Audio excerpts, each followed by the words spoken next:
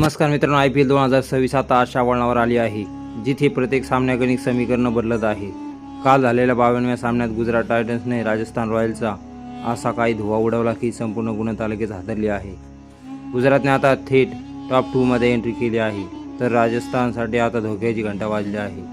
काय आहे प्लेऑफचं समीकरण पाहूया आजच्या व्हिडिओमध्ये. त्यासाठी व्हिडिओ शेवटपर्यंत जरूर पहा.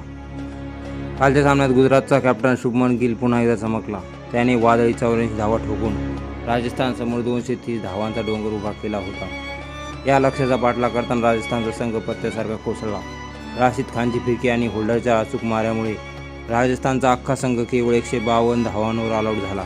गुजरातने हा सामना 77 धावाच्या मोठ्या फरकाने जिंकून आपले नेट रन रेटही जबरदस्त सुधारले.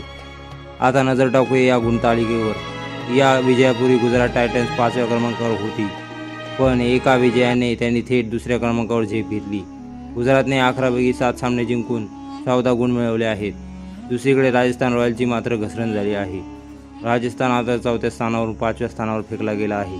विशेष म्हणजे अजूनही स्पर्धेतील 10ही संघ शर्यतीत कायम आहे, त्यामुळे इथून पुढचा प्रत्येक सामना महत्त्वाचा असणार आहे.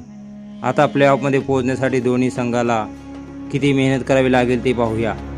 गुजरातचे आता 3 सामने शिल्लक आहेत.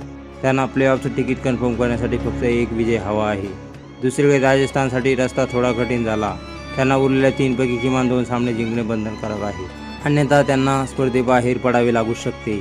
तर मित्रांनो, गुजरातने आपली जागा जवळपास पक्की केली आहे, पण राजस्थान पुनरागमन करणार का?